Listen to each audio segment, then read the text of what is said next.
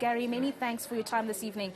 I wanted to start with MultiChoice, but I'm actually very excited about this Trump phenomenon.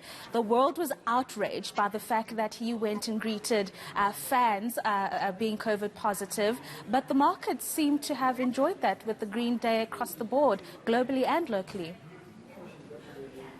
Yeah, I think, despite what you think of President Donald Trump, the fact remains that the markets are still in favor of a Republican candidate, and markets don't like uncertainty. So when we heard the announcements on Friday morning that obviously that Donald Trump had contracted the coronavirus, immediately I suppose everyone was thinking, what does this mean for the elections? How is this going to swing,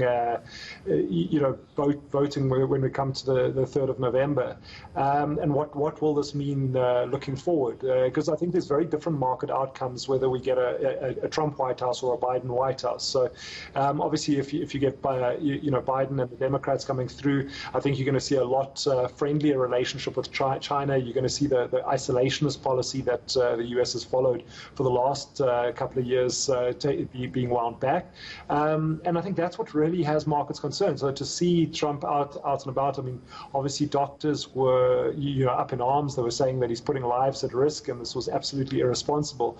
But from a financial market point of view, I think the idea that we're going to get a conventional election, and we're not going to see a last-minute upset and a change of the Republican candidate. I think that's really what settled market nerves today, and we saw it play out in the currency markets as well. We saw the dollar weirdly on the back foot after that, which is actually a positive thing for financial markets, because the dollar is essentially a safe haven asset. So when things are going better, we see a slightly weaker dollar. Right, let's bring it back locally, and we'll get more into currencies when we speak about the rand. But MultiChoice, Gary, why would a French company that owns the likes of Universal Music Group have an interest in MultiChoice, albeit a small percent of 6.5%?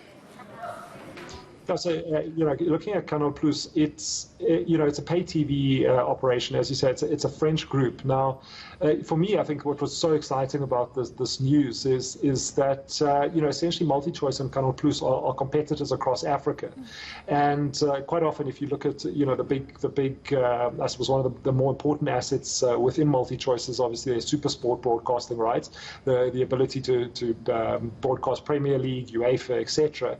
They essentially have the rights to broadcast in English, whereas Canal Plus has the rights to broadcast in French. And I think what got the market excited was that this could potentially lead to almost a tighter integration of the two companies. I think everyone was thinking, could this be a future buyout of MultiChoice? And that's why we saw the stock up so aggressively. I mean, up well over 9%.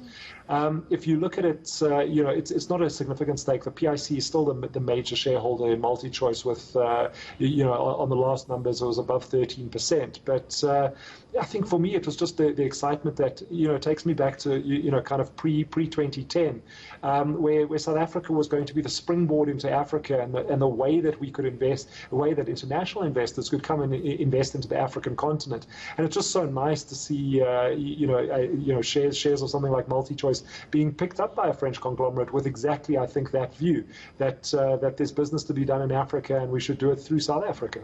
Very exciting indeed, and I actually quite like the idea of a buyout potentially at some stage, but we'll see that if it ever happens. So let's quickly talk about the rand. It's been swinging in all sorts of directions lately, quite positive today. I actually just checked it around 16.55 a few minutes ago. Talk us through those movements. You did mention the dollar, but what are those other catalysts? Yeah, so the rand, if you look at the rand overall, it's a very volatile currency, and it always has been a volatile currency because many traders use it as a proxy for the emerging market, developed market trade. When we get risk off, you see the rand weakening more aggressively than many other emerging market currencies as traders essentially speculate that we're moving into a more pessimistic environment, and they will essentially sell rand contracts. The same works in reverse. reverse. As you get market nerves settling down, you get slightly more positive equity markets. You see traders moving back into emerging market assets, and the rand being a proxy for emerging market assets, essentially. So with that, and I think with all, we're not in a U.S. earnings season at the moment. We're about to start the U.S. corporate reporting season.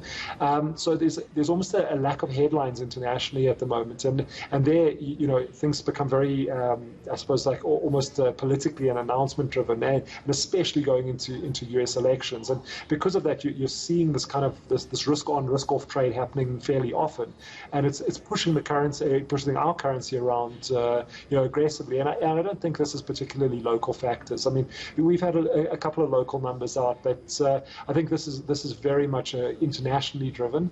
It's driven, by the aggressive movements that we've seen in the US dollar as well, and it has. I mean, we've seen the currency moving. Really, it's in a band at the moment. So from about 1620 to 1640, all the way up to about 1730. And I mean, we obviously facilitate a lot of international payments for clients, and we can feel above 17 rand to the dollar. That's when people are bringing money back into South Africa.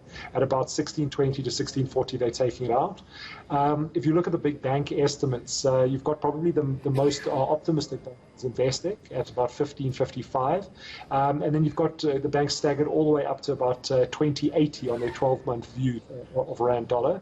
But really, I think the central point for the banks, the median estimate is around 1650 for the dollar over the next 12 months, and that's where we're really getting these huge gyrations. Right, Gary, thank you so much for your insights. That's Gary Boyson of Rand Swiss giving us a wrap of the day's market movements.